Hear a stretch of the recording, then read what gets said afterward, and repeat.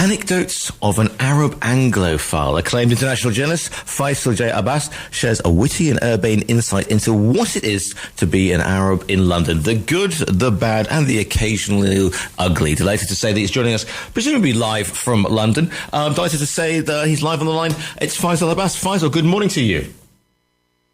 Hi, on the show. That's good to have you with us. Tell us a little bit about, for those who don't know who you are, what you do, and what led you to the UK.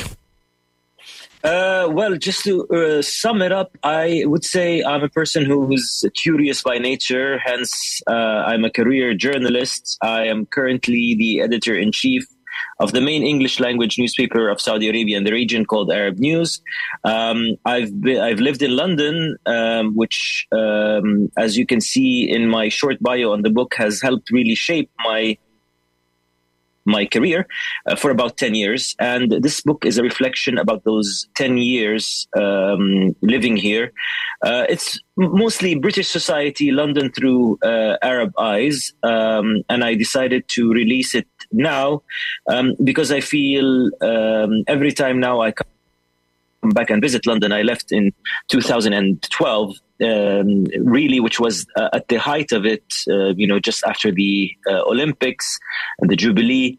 I feel it's a very different place than the London I've lived in. So this is a kind of a reminder of what it used to be and a comparison to what it is now. I mean, you describe it as a personal journey from Anglophobe to Anglophile. Was this a sort of, I was going to use the word road to Damascus thing, but that might not be appropriate. But I mean, did it grow on you perhaps as the more time you lived in London? Well, look, it's fascinating because, yes, as you rightly pointed out, I went from Anglophobe to Anglophile, but I feel with the amount of xenophobia, with the friction, with the polarization that's happening today in the British society, a lot of people are turning from Anglophiles to Anglophobe, and I certainly hope that is not the case. My experience with the Brits is that being nasty is utterly un-British. There's almost in the DNA a sense of fair play, a sense of decency. So I do think the current political climate, the current rhetoric, is only a phase, and that it will go away very soon. But certainly, once we wipe the dust off, there's a lot of good things going on for London and for the UK, and I hope they build on their assets very soon.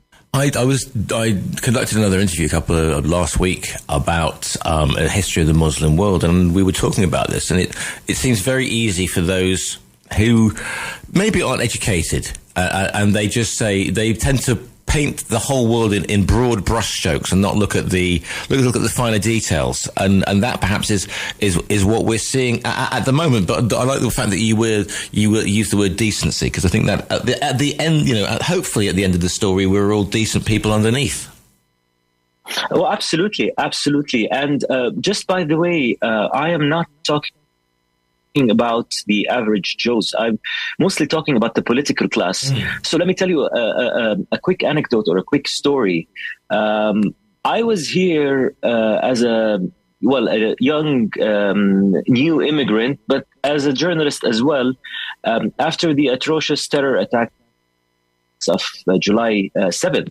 And you can imagine, and this was, remember, a few years after another atrocious terrorist attack of 9/11. And we all saw how the American officials reacted towards it. On the contrary, Sir Ian Blair, who was the head of the Metropolitan Police at the time, was asked at a press conference only hours after the incident whether he thought Islamic terrorism was behind these attacks. And, he in a very statesman kind of way, he said, well, those two words cannot be used in the same sentence. You're either a Muslim, and there are many British Muslims who serve in the army, who are policemen, who are doctors, who are engineers, or a terrorist, and in which case you have no relation to any religion. Imagine how reassuring that was for somebody who's a young immigrant who has nothing to do with this ideology, compared to the sort of rhetoric you hear today from people who are building on the current rise in populism to say things that all Muslims should be stripped of their British citizenship, trying to create a movement or a new party based on that, because they support Palestine or because they are opposed to, the practices of the Israeli government, for example. To which my answer is, well, there's a lot of Christians and a lot of Jews who are also opposing the practices of Israel. So what do you do with them? Do you strip them also out of their British citizenship? And, just so that I'm clear, every person is entitled for their opinion. It's not new for people to have nasty or ridiculous opinions. But what worries me is the normalization of such ludicrous views, which I repeat is completely un-British.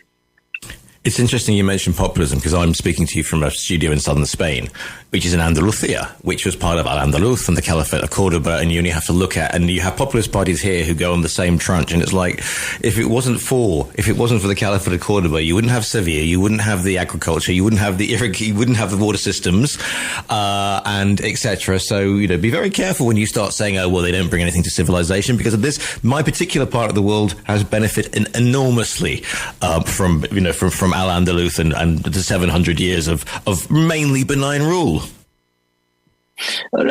Absolutely. Look, I have a view about this, and the view is, once countries start looking outwards, starts absorbing other cultures, starts being tolerating and opening up, whether it's the United Kingdom in its heydays, whether it's the United States until a few recent years ago, whether it's countries like the United Arab Emirates today, Saudi Arabia as of recently, Al-Andalus, as you mentioned, what distinguishes all these civilizations or empires or great countries and great moments is the fact that they've only reached greatness or became desirable or influential once they've decided to adopt a more open, a more tolerant, a more welcoming environment. It's almost inevitable that whenever you start looking inwards, whenever you put up your borders and you say, and xenophobia starts rising, it's usually the signs of a decline of an empire or a decline of a nation. So you mentioned Al-Andalus. I go there every summer. I visit the south of Spain. I make sure I go to Cordoba and Granada and places like Seville. And it's, the writing is on the wall. Statues, artifacts, all of them that shows that during the height of the Islamic civilization, there were a lot of Jewish, there were a lot of Christian, there were a lot of Muslim philosophers and science coexisting in peace and harmony in an environment that enabled them to thrive. So you're absolutely right about saying that. And again, this is what I liked about the United Kingdom about 20 years ago, and I do feel things are changing now, not just for Muslims, by the way, but generally the feeling towards immigrants. And in no way am I encouraging illegal immigration to any country. But the sort of rhetoric against the other, or blaming the other for one's own problems, whether or not you believe Brexit is a good thing or a bad thing, it's just the reality is it wasn't the other who voted for that. It was your own people. And then there were consequences whether they were good or bad, that's on you. That's not on other people, and so on and so forth. Yeah, it's very easy to blame somebody else for if you like, your own problems, and this mystical other, or this which doesn't exist. I mean, I was actually thinking about this morning because I caught public transport. It was a 2-hour journey down from the place that I live, which is, like I said, 2 hours from here, and I was on a public transport, and I was looking around me at the wonderful mezcla, the mix of people we had, the people from South America, people from Morocco, people or whatever, and the languages and the whole thing, even at 7 o'clock in the morning. I'm thinking what a boring world it would be if we were all bland and all the same. And these people who say, well, you can only stay in this country if you have this DNA or you believe these things. I mean, what a bland world it would be, Faisal. It's just, again, it's very un-British and particularly very not like London. Remember, this is a city that has been inhabited by millions of people, speaking nearly 300 languages. And there are books, I know my book is probably the latest about London, but for generations, for 100 years or so or more, there's been so many people that have been inspired by this city. I mean, just to name a few, and it has its ability, and for it to have this ability to inspire, it must have been a melting pot for people and welcoming for people, because if it isn't, you wouldn't have had Karl Marx, for example, writing his kind of sacred gospel for the communists, Das Kapital, or like the famous musician Joseph Haydn, who wrote his London Diaries here. There are plenty of books about London, and they all share the same thing. And in almost none of them were ever referred to the British or Londoners as racists or as unwelcoming. On the contrary, people land here and fit right in, and they become great. And there are so many living examples today of people. I mean, look at the British government at the moment. As you know, as much as one wants to criticize some of its decisions, but the fact remains that Rishi Sunak is the prime minister, that Sadiq Khan is the mayor of London, that until recently Hamza Yusuf was the first minister of Scotland. So it's simply not true that immigrants are a net cost to the system, that they are here to reap the benefits and add nothing. I think it is completely unfair and doesn't do justice to the remarkable achievements done by people who genuinely believe in this country, who genuinely want to contribute to this country, and who have come here both to improve their lives and have improved other people's lives with their contributions. The book itself, I couldn't help but notice that there seemed to be you've drawn from theatre, from literature. You've got everything from Great Expectations to Les Mis, and even Mind Your Language. And those of us of a certain age will remember that TV series, which would not be able to be made now. So what is the yes, indeed. For those of you younger age, just go onto YouTube and find it. You'll be amazed, if not offended. But why the Wolf of Shoreditch High Street? So it's a number of things. First, I like to. So there is no question that culture plays a remarkable role in shaping your perceptions, whether your preconceived ideas or reinforce those ideas.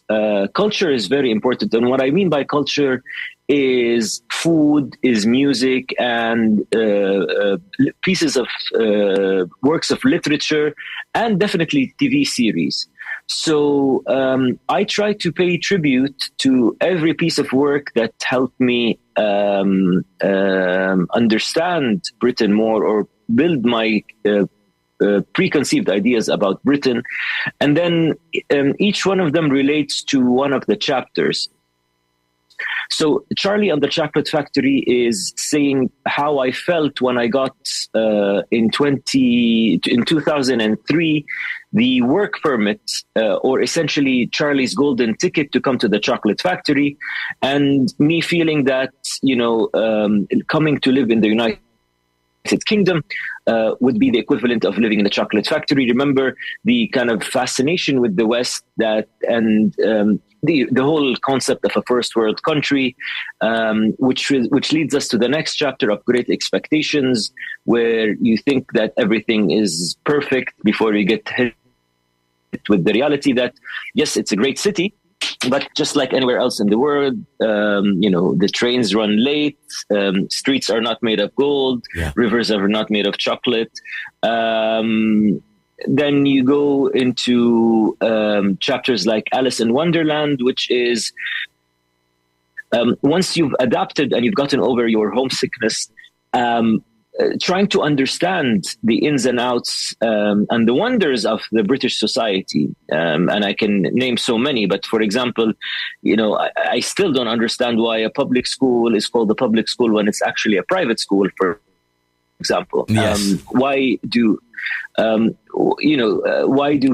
British drive on the wrong side, or is it the right side of the street? And all of these sort of questions that come to your mind when you first land here, and you try to make sense of it. Wolf of Shoreditch High Street is so I essentially came to work with an Arab newspaper here, but I decided for my experience to be complete, I needed to work in a British company.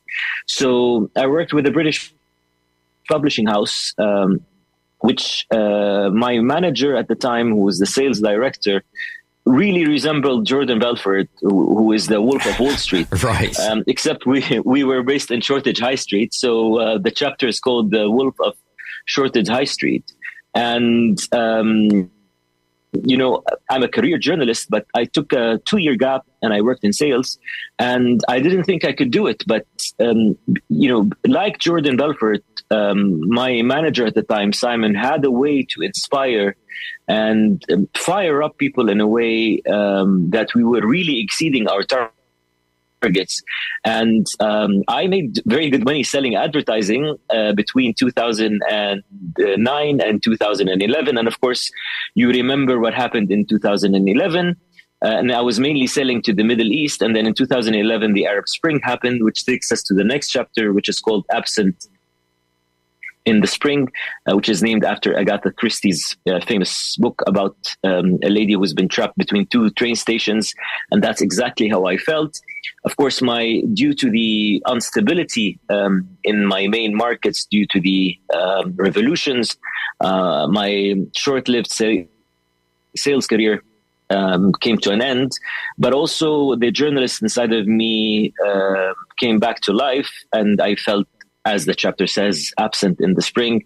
And I felt I needed purpose, which then again brought me back to the region. And here I am again, editor-in-chief of the region's biggest newspaper in English. And the thing is, when you describe yourself as an Anglophile, but you look at the British perhaps in a way that the British don't, and we have a very peculiar take on life. I mean, if as a British person living in Spain, for example, how many times do I hear that people say, "Oh, well, I'm British, but I'm not an immigrant. I'm an expat," as if that's something different. And it's like, no, we're all immigrants. So we look at ourselves differently, and you can have a look at the British people and say, well, you do seem to have the British obsession with the weather, for example.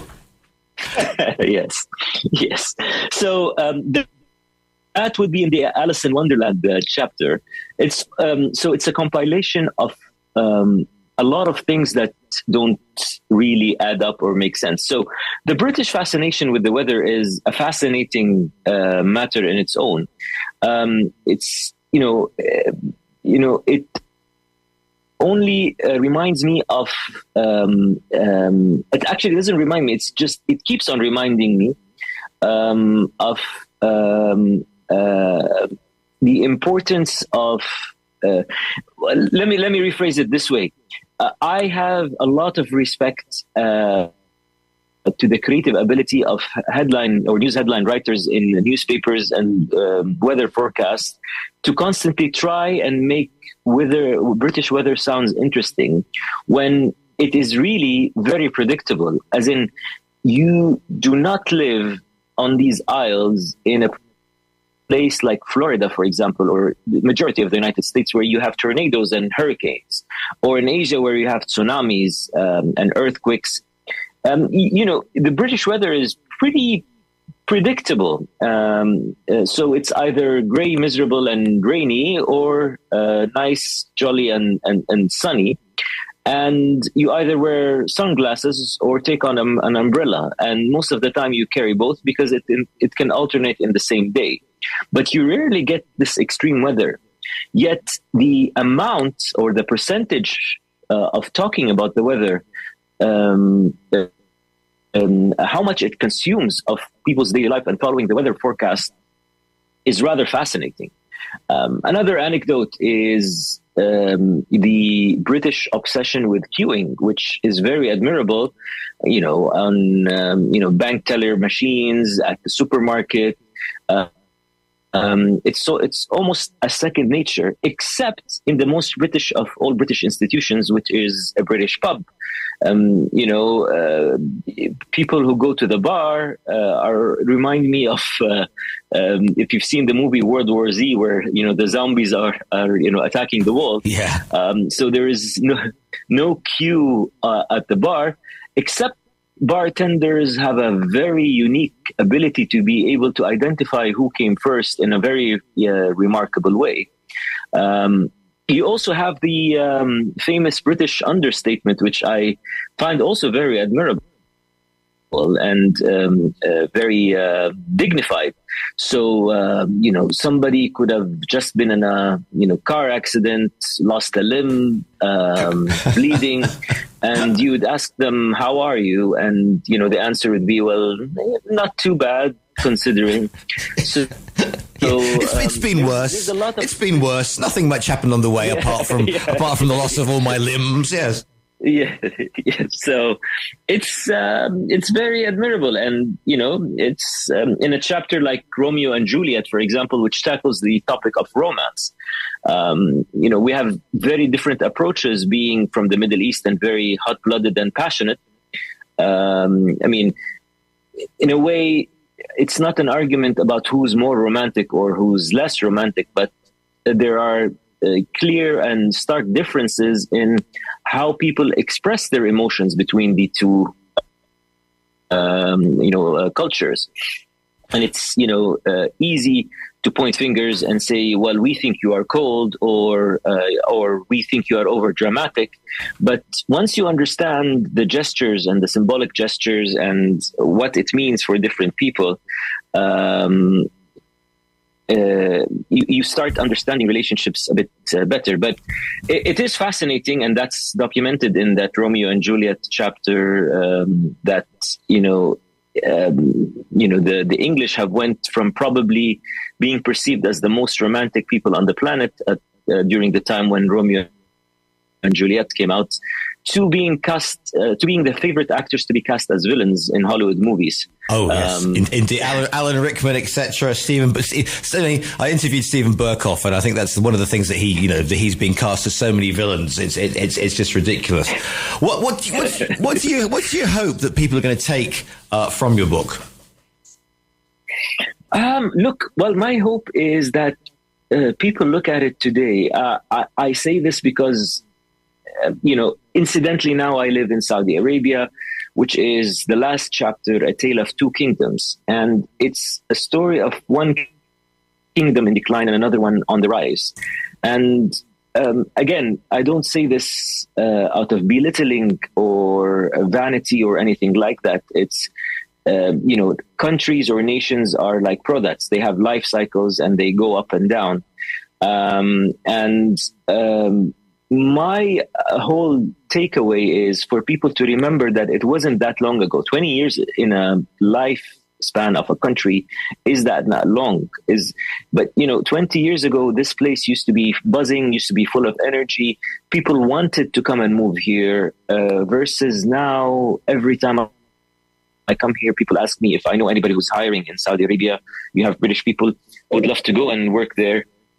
And, of course, that's a good thing for us. I am happy, but I also would love to see Britain regaining its balance, going back to what it was 20 years ago, where people looked forward to come and live here and contribute, and it was a much more enjoyable place to live. The book is called Anecdotes of an Arab Anglophile. It's by Faisal Abbas, who we're speaking to today. Faisal, if people want to find you online, is there a website? Do you do the social media thing? Are you on TikTok? Where can people find you? So I am on Instagram at faisal.j.abbas. I'm on Twitter at faisaljAbbas, and I'm on LinkedIn.